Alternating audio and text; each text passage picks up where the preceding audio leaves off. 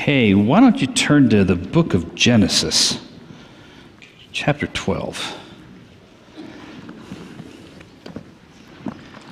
Still sort of doing a little bit of New Year sermons, stuff. Just think it's helpful to mention as the year sort of sprawls out in front of us, right? Unwritten, unsullied, just a bunch of unwritten days. I think that's why everybody likes New Year as much as they do.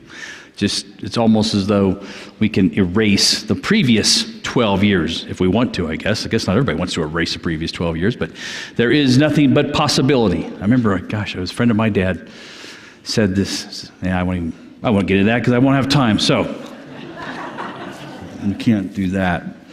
How was your week? You have a good week? You have a good week? All right, good. I've had an unusual week. Maybe some of that is evident in what I want to discuss a little bit this morning.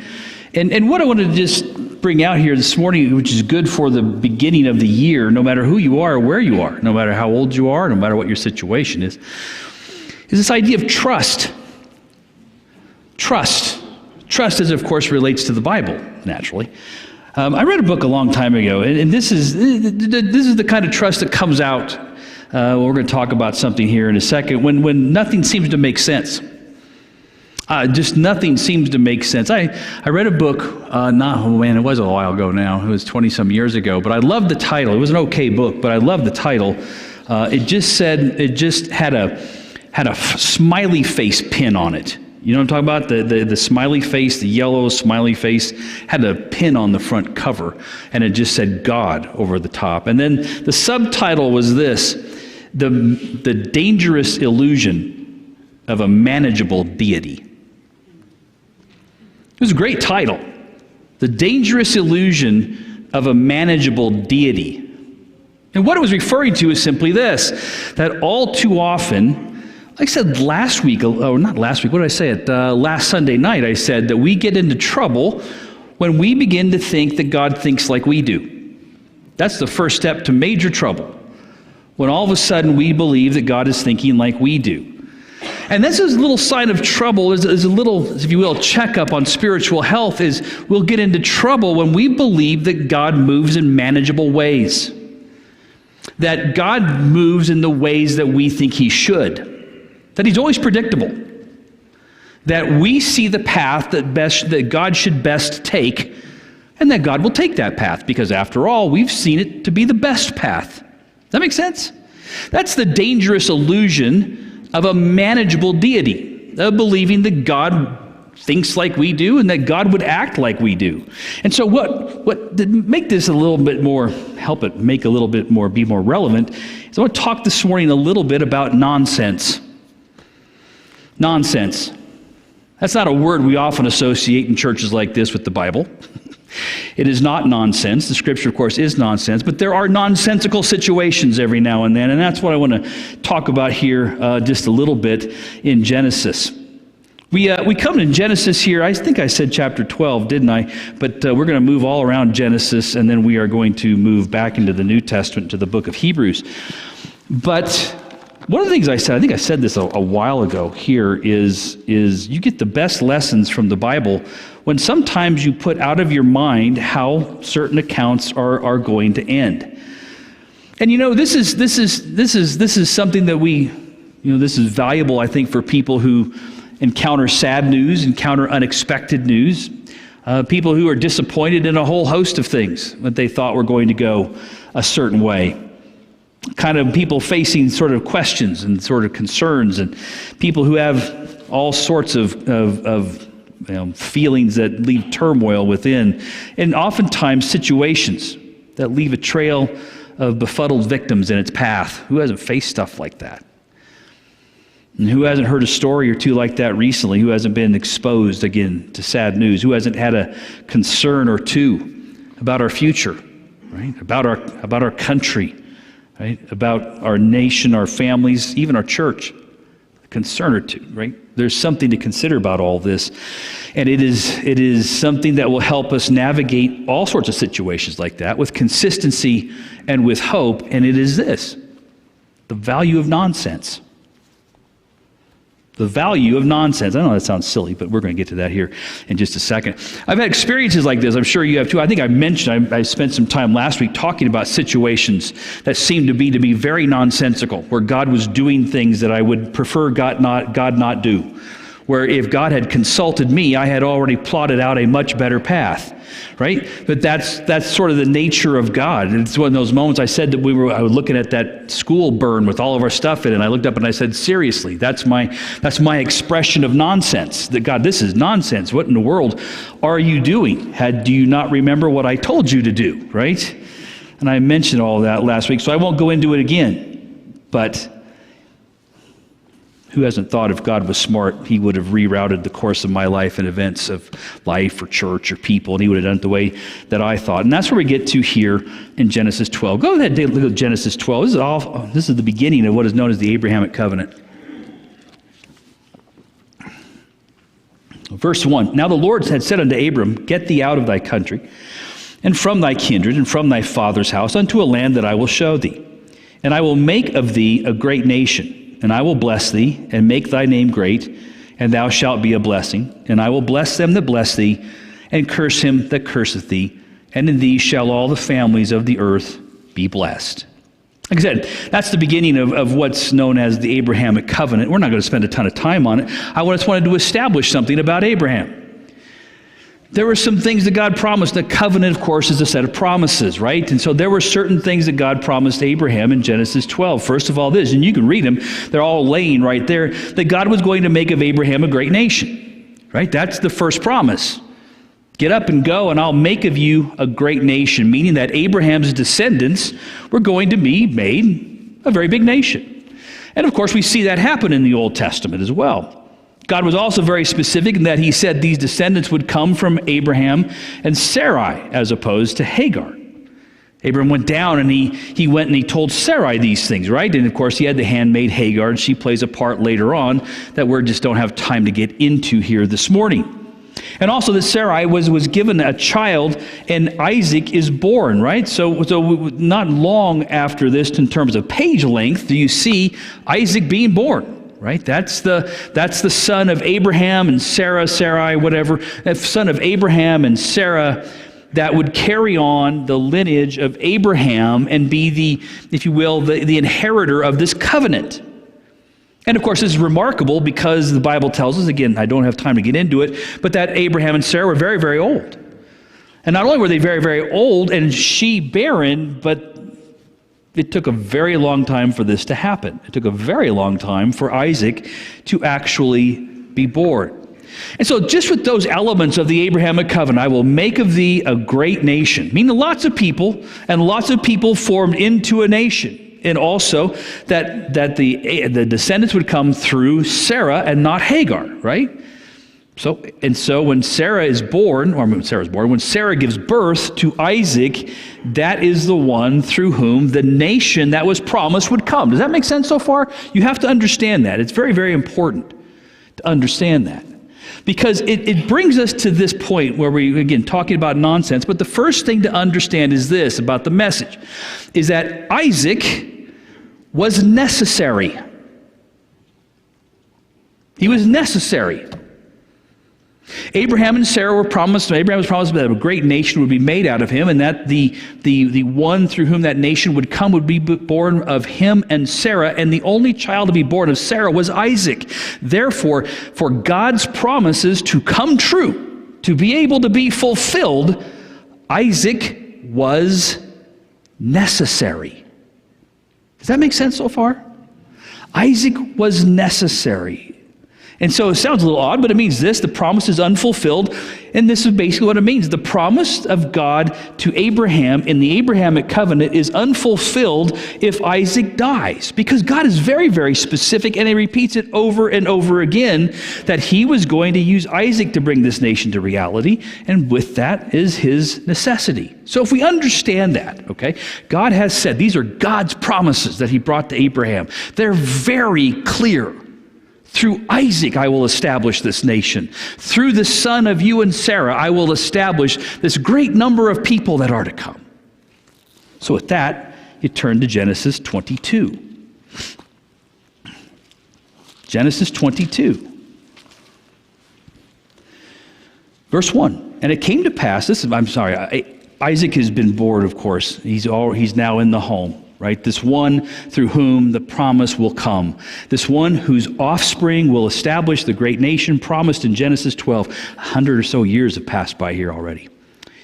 In verse 1, and it came to pass after these things that God did tempt Abraham and said unto him, Abraham, and he said, Behold, here I am. And he said, Take now thy son, thy only son, Isaac, whom thou lovest, and get thee into the land of Moriah, and offer him there for a burnt offering upon one of the mountains which I will tell thee of. Going to come through Isaac. In fact, you know as well, if you've read the account, you know that what happens is that Abraham and Sarah get a little nervous or anxious, and so they think, well, we must, because of all the time that passes, well, maybe we misunderstood. Maybe he meant for the inheritor or for the covenant to be fulfilled through the offspring of Hagar, as opposed to Sarah. And they do that, and God says, no. That's not the way this works.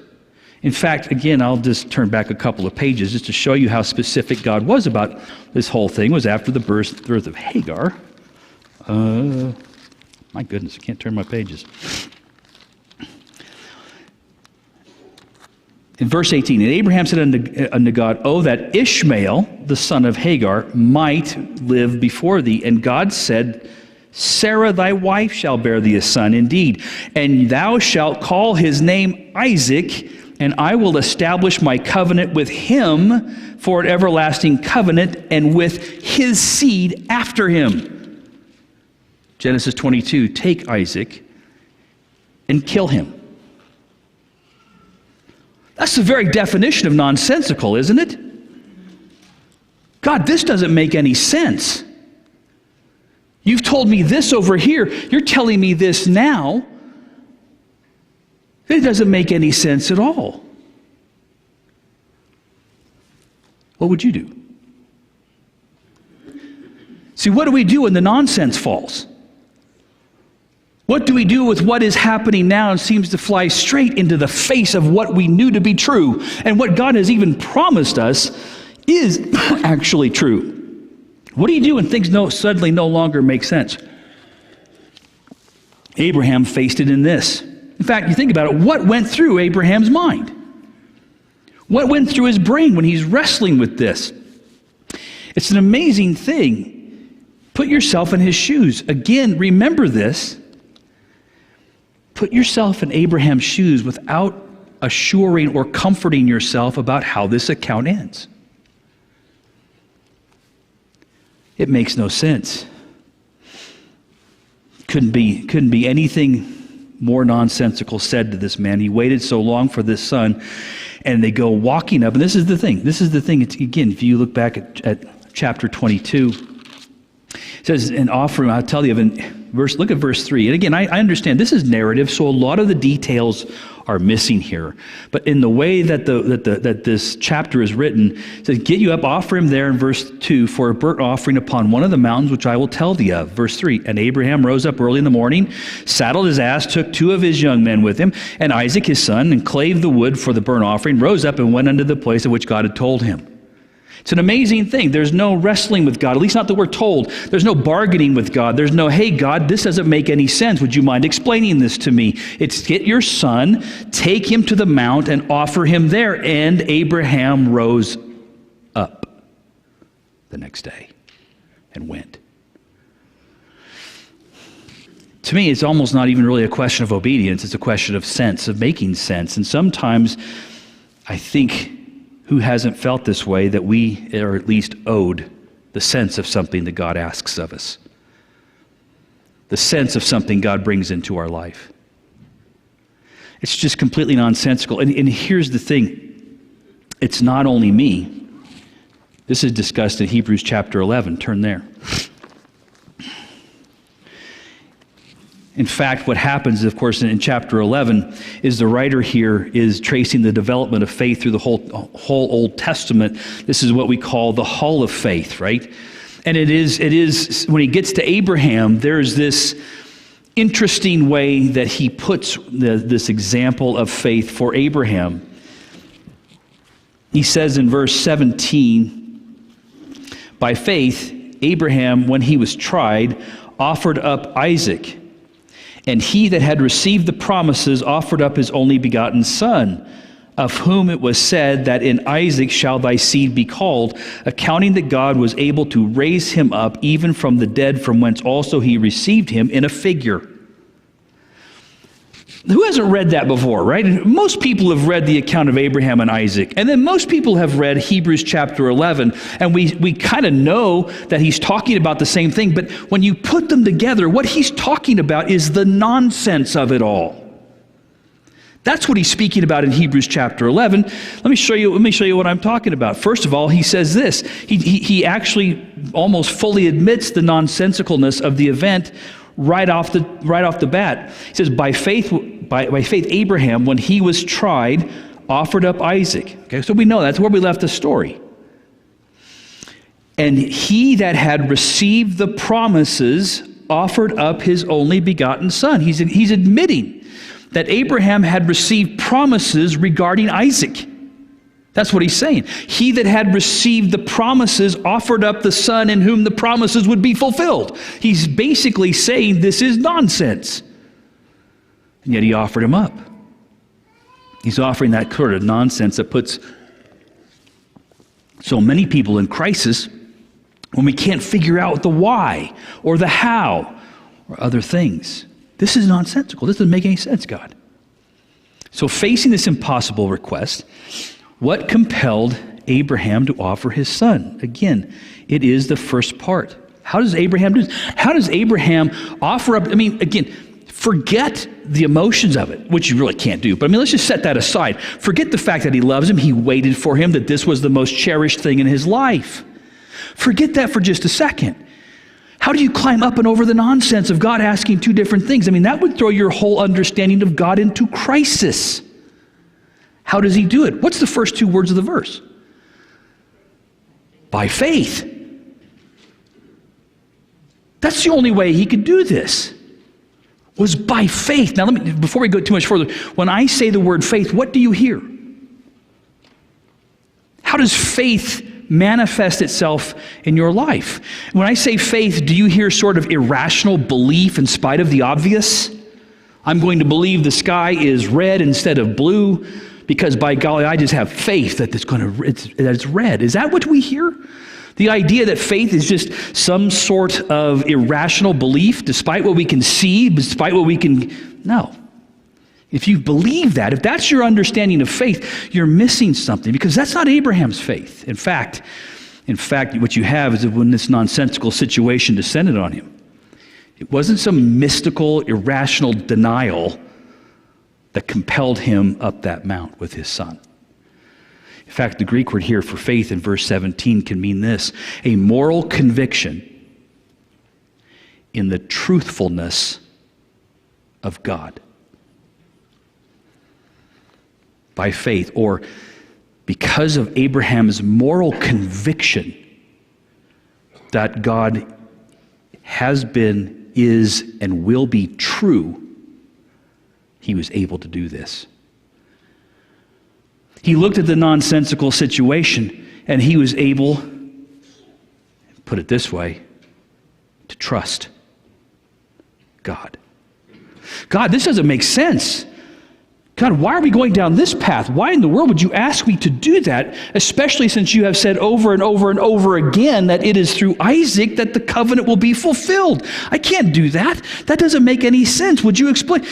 That's not what Abraham does. What he does is he gathers himself up and he relies on this trust, which is, again, the very definition of trust in this regard is a moral conviction that God is truthful. That if God had said it would come through Isaac, it will come through Isaac, no matter how nonsensical this whole thing is. That's what it means. So all the while, he walks his son up the mount. If you read the account, walks his son up.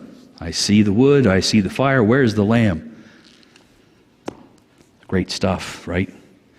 Who could have done it? How can you do it? Because all the way up, if you will, Abraham is confronting that trust issue with God all the way up. Abraham is saying that God is true. He's truthful. He's never lied to me. He will fulfill his promises no matter how it looks right now.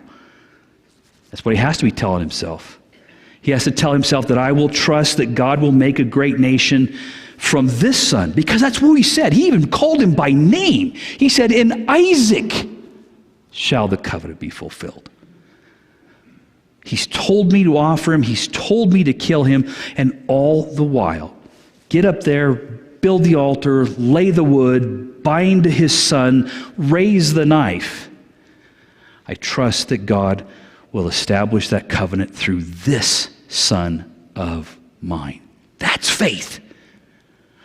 It's not faith that's just happy-go-lucky. It's not faith that believes a new day will dawn and things will be better. It's faith that says no matter how confusing or disappointing or inexplicable or sad or tragic or whatever things are, I know God's been true.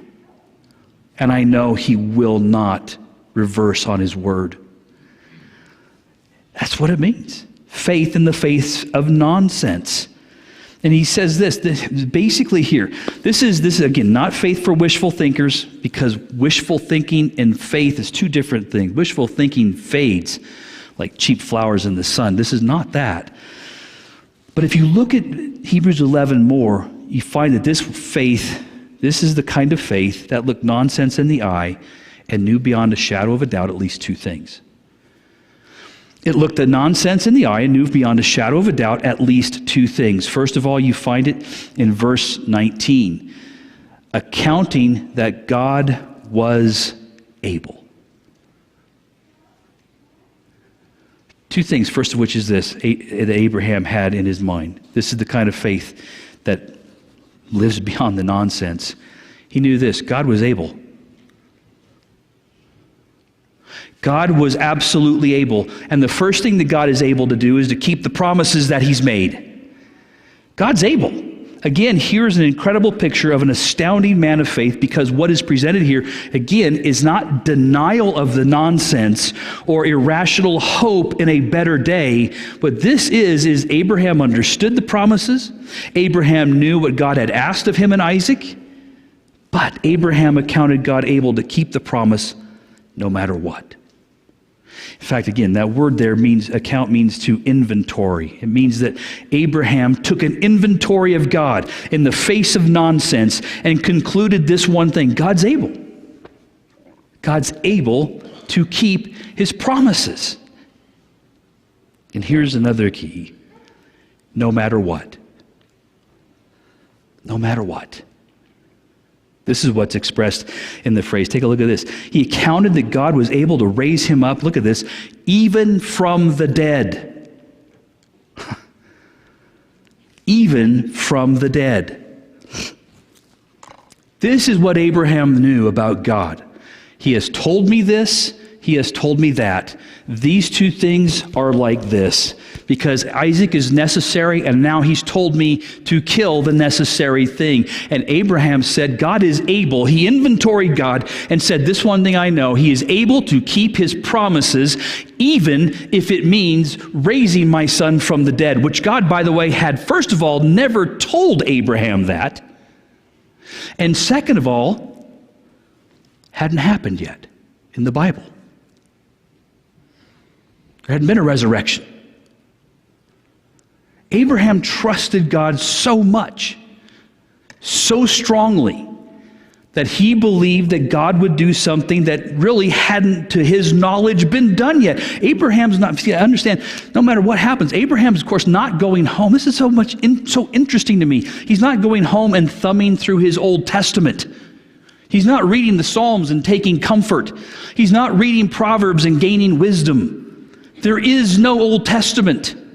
It is just Abraham and God. He doesn't get to, like we do, to get to look back on thousands of years of God's activity in the lives of human beings and say, man, God's going to be faithful no matter what. He doesn't get to read his word that says that his promises cannot fail. He doesn't get to do that. He's just doing what God said to do. accounting that God could do what seemingly at that point was impossible in order for the nonsense not to prevail. Abraham trusted God to the point of believing that God could do something never heard of before. And here's the thing. What we so often do is try to deny the nonsense. Like, this can't be as nonsensical as it seems. He didn't deny that this whole request didn't make sense. What he did do is look at God. What he did do is what we have to do. We have to look at God when the nonsense falls. He hasn't abandoned us. When we can't make out exactly how things are going or why they're going the way they are, no matter how little sense everything makes, and no matter how much it crushes our expectations, there's one thing we have to do. We have to inventory God. And when we do, we will see that he is able to keep those promises. Why? Because here we are, all ordinary people leading fairly ordinary lives that are routinely sort of interrupted with a healthy dose of nonsense, where things don't make sense anymore. Just bland Tuesdays where all the promises of God seem nullified with one phone call. Who hasn't faced them? Ordinary Thursdays. Ordinary Thursdays where, who knows, a trip to the doctor casts a shadow over what we understand to be God's purpose and love. Any day when a tide of nonsense slams on the shore of our life and dares us to continue to believe God that he will provide, or tempted to no longer believe that God has things in hand. We're tempted to know or to disbelieve that God knows where we are. We're tempted to disbelieve that God is leading us to a good end. We're tempted to disbelieve that God is working all things together for good to them who love them. Just any day when it all hits so hard that we are tempted to readjust our understanding or reconsider God's love or reevaluate God's goodness or reimagine God's purposes for us, on that day, we will know the value of nonsense. It is seen in making us confront our trust issues. Making us confront our trust issues. Here's what nonsense causes us to ask ourselves. Do we really trust God? Last week it was, do we love God? Do we first love God? Here's what nonsense causes us to ask. Do we trust him? When things fall out in a way we would never have chosen. When life goes in a direction we never ever wanted it to. When what God has promised seems impossible to be fulfilled in the moment we face. Are we going to trust him? See, here's the value of nonsense. And why it should be embraced. And why it should be embraced is because you can't know how deeply your trust of God goes when everything is plain, when everything is expected, when everything makes sense, when everything in our life makes all the sense in the world. We don't really have to trust God too much. The only times that we know, and the only times that we're really able to grow our trust, is when God puts us in the ringer of nonsense. We don't understand. Why? Why this way? Why did it go like this? Why? It's nonsense. And when the nonsense comes, there's a few things that we're done here. Is this. Inventory God. You see, the idea here is that things can make absolutely no sense to us. But here's the good news. How many of you have faced situations where things made no sense to you whatsoever? I have. You know what's really good? It's we're not God. I know that's kind of obvious, isn't it? I mean, we're not God. But sometimes we have to remind ourselves of that, because when we begin to think that God thinks like we do or acts like we do or would plan like we do, we forget that God has understanding about things that we don't, that God has power that we don't, that God has plans that we don't know. And I've seen that proven over and over again in my life. And God has purposes that we cannot discern. The dangerous illusion of a manageable deity. All of this, when God, this is the thing, we know the verse, my thoughts are not your thoughts, my ways are not your ways. We have a very hard time sometimes embracing that verse. No, I wouldn't have done it this way, God. Honestly, I could think of 1,000 reasons why another way would be easier. But God says, my ways are not your ways. I've got purposes. I've got plans. I've got paths for people to be on that I cannot disclose to you. We inventory God as the nonsense swallows us up. And we are, if we do this, we're able to victoriously cry, God is able, no matter what. Folks, God's able. He's able, no matter what you face. No matter who you face it with. And then here's the thing it does as well. It makes us inventory God when we face nonsense. 2, it makes us inventory our own self-reliance. Again, going back to thinking like God. But it means this, that we're able to see exactly how reliant our obedience, our joy, and even our optimism on things always making sense. Happens to me a lot. I don't like the uncertainty. Look, you can go through the Bible. This is the way it is in the Bible all the time. We just don't look at it through this sort of perspective. Why was it necessary to separate Paul and Barnabas? I mean, these people were friends. They traveled the world. They started churches, and something split them up. Despite their friendship. Why was that necessary? I don't know. It made no sense. But you know what happened? The gospel was multiplied because he had 2 teams going 2 different ways. They didn't know it at the time. Why was it necessary to send persecution to Jerusalem when Jesus said, I'll be with you always, even to the end of the age? People got hurt. God, that makes no sense. All we're doing is trying to see people saved, and persecution comes. But what happens? Gospel scattered and the dispersion that comes out of Jerusalem. How about Israel into captivity? We just read the Abrahamic Covenant. I'll make of you a great nation, bless them that bless you, curse them that curse thee, and yet the Assyrians and the Babylonians came along and swept them right away. That doesn't make sense, God. And in the end, though, what God did was he reunited his people who had divided hundreds of years before. You go through it all. Joseph into slavery. Despite the dream of his ascendancy. Remember, Joseph came to his brothers? Bad idea, by the way. Joseph came to his brothers and said, you'll all bow down to me? And then they said, we'll see about that. And they sell him into slavery. But he saves the nation, doesn't he? What you meant for evil, God meant for good. He's talking about this is nonsense. You meant to hurt me. God's changing that. And anybody who would have seen Joseph in the back of that paddy wagon, right, in the Near East in ancient times would have said, this is bad. But God had other plans, didn't he? We learn that from that. The promises of God are sure. It's the path to fulfilling them that is often perplexing. No matter what you face. It's the value of nonsense. It's not easy. It can be painful. It tempts us to question God. But that's when we have to ultimately gain an inventory of our own faith.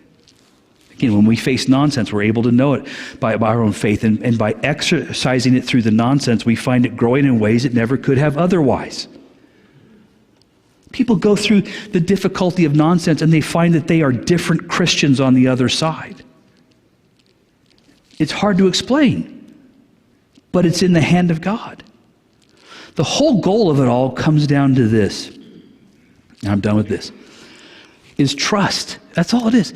The nonsense, the hurt, the pain, the wondering, why this way? Why not that way? I had this path picked out. Why this path? You told me this. Now it's looking like that. I don't understand. The whole point of it is simply this, that when people go to write about our life, they would begin it with 2 simple words. By faith. By trust. It doesn't grow otherwise. Close with this. Just thought about it. I remember years ago. This is what a loving dad I am. When my son was about 10, we'd always pass each other in the hall, and I'd go, You ever do that? I'm probably the only one. Or I'd walk by him on the couch and just wait to see him go like this. And I realized I was doing that. I was walking by him, and he never flinched. He's like 10 or 11. It was so unsatisfying. And honestly, I asked him one day, I went by and he just kept doing whatever it was he was doing. I said, why don't you flinch? He looks at me, he says this is the gospel truth. He says, you're my dad. You're not going to punch me. It's true. But spiritually, it's no different. Sometimes God just says, here, go this way. It's more difficult. It's inexplicable. It's unexpected. And too often we do this because we're afraid God's going to punch us with this circumstance, with this disappointment, instead of taking a lesson from Hayden. You're my father. You're not going to punch me. You're my father. You're not going to lie to me. You're my father. You're not going to abandon me. Father, this morning, how great are those promises? How great is the value of nonsense that causes us and our faith to be stretched and to be grown? How great is your love for us to put us in situations that we would not choose, to put us into situations that we would get out of. But Father, through those situations we recognize, as Abraham did, as Paul and Barnabas did, as Joseph did, as so many others have, that you do it to deepen our trust.